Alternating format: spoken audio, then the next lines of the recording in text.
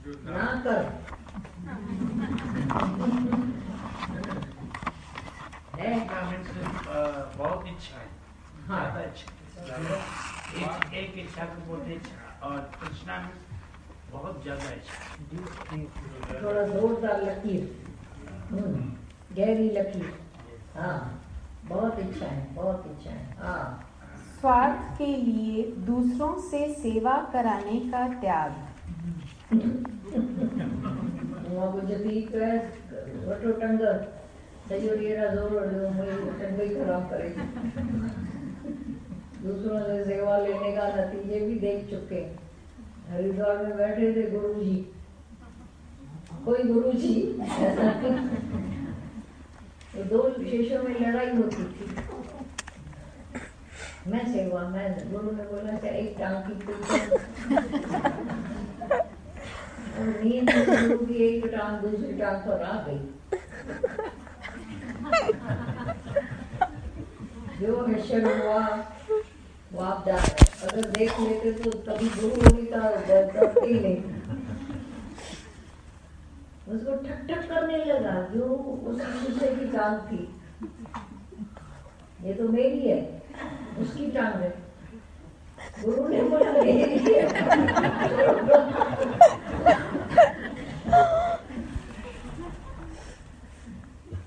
पंखा लगा रहा है उसको जनवरी के महीने में।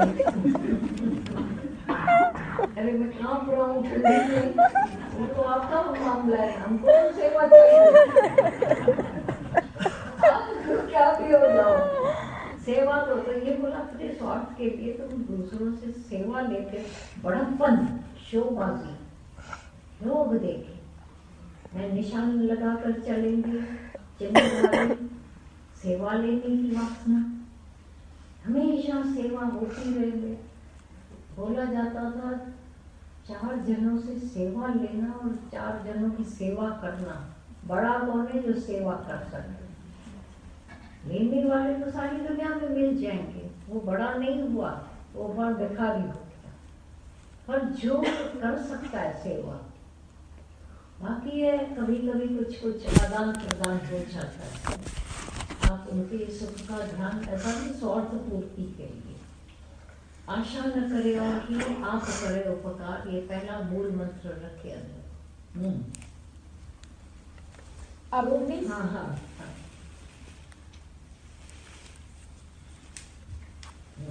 अपने सुख के लिए किसी से भी धन आदि पदार्थों की अथवा सेवा कराने की याचना करना एवं बिना याचना के दिए हुए पदार्थों को या की हुई सेवा को स्वीकार करना तथा किसी प्रकार भी किसी से अपना स्वार्थ सिद्ध करने की मन में इच्छा रखना इत्यादि जो स्वार्थ के लिए दूसरों से सेवा कराने के भाव हैं, उन सब का त्याग करना यह चौथी श्रेणी का त्याग है।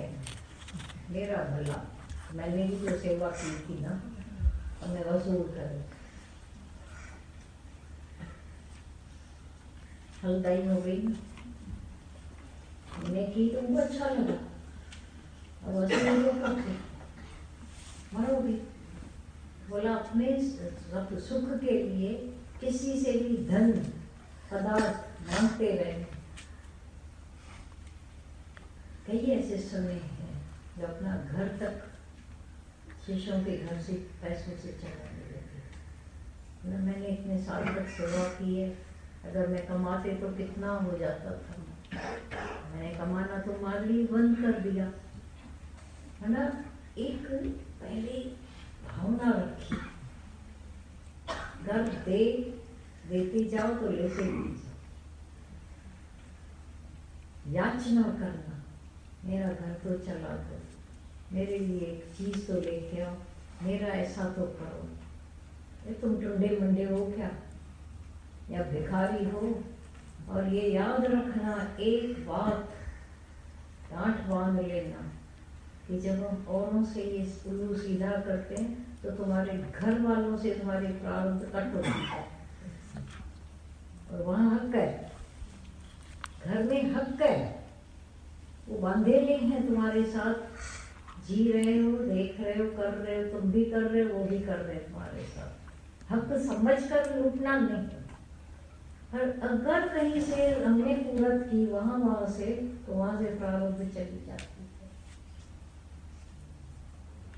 सुख बुद्धि की लालच बनी रहेगी, तो घर से और तुम्हारी जो असली प्रारब्ध है वो ढक जाएगी, गंदी हो जाएगी। थोड़ा विचार करके बैठना। तो ये मन में भी इच्छा रखना, किसी से अपना स्वार्थ सिद्ध करने की मन में इच्छा रखना, बाहर से नहीं बोले मैंने कुछ बोला क्या, ऐसा भी दबाएंगे। इधर हुई, मेरा मान हुई, मेरी इज्जत हो गई, मुझे मिले, पद भी मेरे को मिले। तो त्याग का शब्द कब आएगा? और थोड़ा ही बड़े हो गए, अब इज्जत की लालच। किसी ने बेइज्जती नहीं की, खाली थोड़ा कम पूछा, बेइज्जती लगी।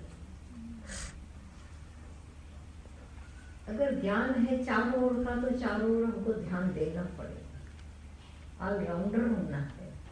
ऐसा नहीं एक तरफा काने हैं क्या उनके, एक ही तरफ की बात देखें। पहले व्यक्ति ऐसा ही है, अधूरा ज्ञानी। अब पूर्ण ज्ञानी होने के लिए सब एंगल को अंदर देखना पड़ेगा। ये लालच है, ये लोभ है, ये इच्छा है, ये चाहना है, ये वासना है, सबको खोल खोल कर देखोगे, बच जाओगे। हाँ, इसको नीचे भी और क्लियर किया है। हाँ, यदि कोई ऐसा अवसर योग्यता से प्राप्त हो जाए कि शरीर संबंधी सेवा अथवा भोजन आदि पदार्थों के स्वीकार न करने से किसी को कष्ट पहुंचता हो, या लोक शिक्षा में किसी प्रकार की बाधा आती हो, तो उस अवसर पर स्वार्थ का त्याग करके केवल उनकी प्रीति के लिए सेवा आदि का स्वीकार करना दोष युक्त नहीं है, क्योंकि स्त्री, पुत्र और नौकर आदि से की हुई सेवा एवं बंधु बांधव और मित्र आदि द्वारा दिए हुए भोजन आदि पदार्थ स्वीकार न करने से उनको कष्ट होना एवं लोक मर्यादा में बाधा पड़ना संभव है। इसीलिए मतलब हरेक को अपने घर में रहकर, कई बार वही स्त्री किसी भी सेवा, बीमार है तो सेवा करे, तो वो अड़ियल बोलेगा मैं निजाम सुन रहा हूँ, मेरे को सेवा नहीं लेनी है, तो गिरता रहेगा व्यक्ति। ये एक जीने का तरीका बताया है कि अगर तुम्हारे कोई इच्छा नहीं है, स्वार्थ नहीं, फिर भी जो होता है तो ईश्वर इच्छा से कर शांति से ले लो ना, स्वीकार कर लो। घर वालों से परहेज करो, बाहर वालों से। संपूर्ण कर्तव्य कर्मों में आलस्य और फल की इच्छा का सर्वथा त्याग, ईश्वर की भक्ति, देवताओं का पूजन, माता पिता आदि गुरुजनों की सेवा, यज्ञ, दान, तप तथा वर्ण आश्रम के अनुसार आजीविका द्वारा गृहस्थ का निर्वाह एवं शरीर संबंधी खान पान इत्यादि जितने कर्तव्य कर्म हैं, उन सब में आलस्य का और सब प्रकार की कामना का त्याग करना। मुझे जब चाहिए नहीं, मैं क्यों करूं? ये मन का स्वभाव आलसी होकर बैठ जाएंगे। मैं कमाने क्यों जाऊं? कमा के तुमने एक, देखो एक व्यक्ति है कोई भी 15-16 साल से काम पर चले और कमाया, तो 40 में 45 में भी रिटायर होकर बैठे, क्योंकि कोटा पूरी हो गई, पर पीछे का सारा उतरा हुआ, पूरा लाइफ टाइम का ऐसे उसको पता है कि अच्छा चल रहा है, हो जाएगा। तो अगर उसका कर्म छूटा तो अलग बात है, पर आलस्य, पर मैं फंस न जाए, मैं ऐसे न हो जाए, वैसे न हो जाए, तो जो ये काम हो जाते हैं, मैंने ज्ञान सुना है ना, क्यों करूँ कुछ भी काम, ज्ञान सुना है ना ऐसा, तो ज्ञान को अप्लाई कर किया है ना, खाली सुनना है ना, खुद बताते हमने सुना है, माना खाली सुना है, तो एक तरफ का ध्यान दिया तो दूसरे का छूट जाता है। तो बोलता आलस्य और कर्तव्य कर्मों में जो आलस्य और फल की इच्छा का सर्वथा त्याग। मुझे नहीं चाहिए, कृष्ण कहता है मुझे कुछ नहीं चाहिए, लेकिन लोक हित के लिए, लोक संग्रह के लिए मैं ऐसा ही चलता हूँ, क्योंकि कोई तो सिंबल चाहिए, आदर्श चाहिए, जिसको देखकर हम आगे बढ़े। आइडियल होना चाहिए। आज टके वाली बातों में आइडियल पड़े हैं, क्रिकेट में वो आइडियल, उसमें वो आइडियल, उसमें सबके हैं ना आइडियल्स। जिस हाँ नहीं है, नहीं क्योंकि हाँ तुम्हारा नहीं, जिनके जो आइडियल्स हैं कहाँ आके ला देता।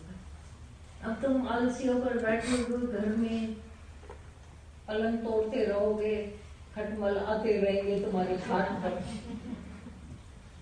बैठे ऐसे निकम्मे निठल्ले। अरे काम न हो तो कपड़ा फाड़ कर सियो, हथ पैर हण दाचो। कहीं न कहीं सच मेहनत करने वालों की कभी हार नहीं है।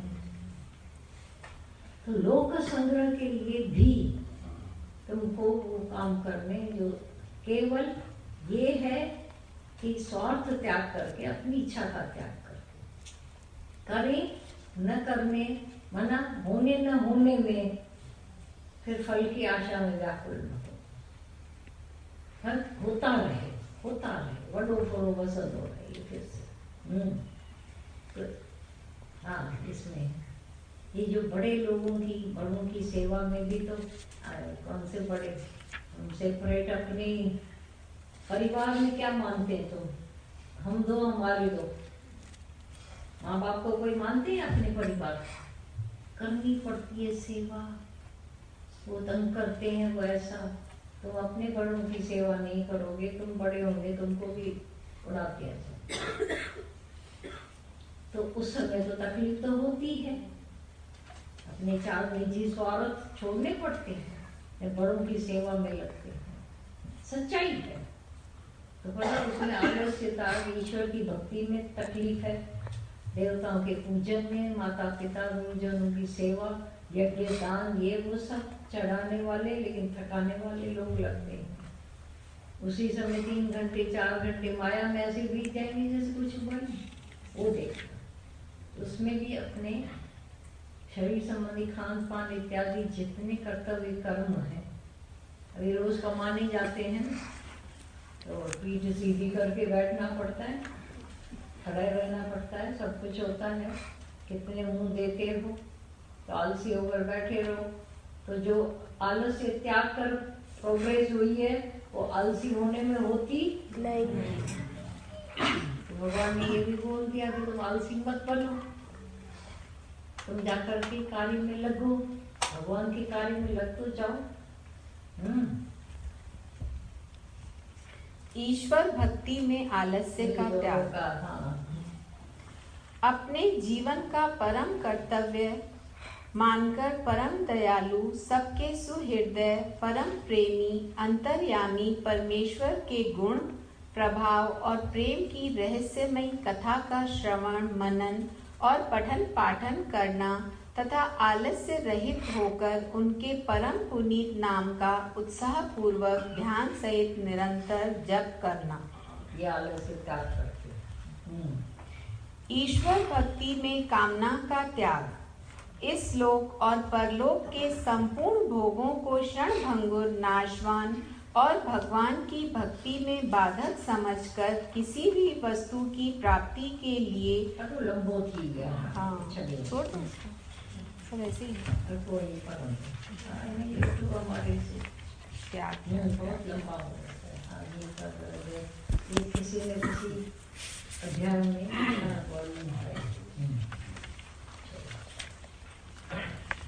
त्याग फिर विघ्न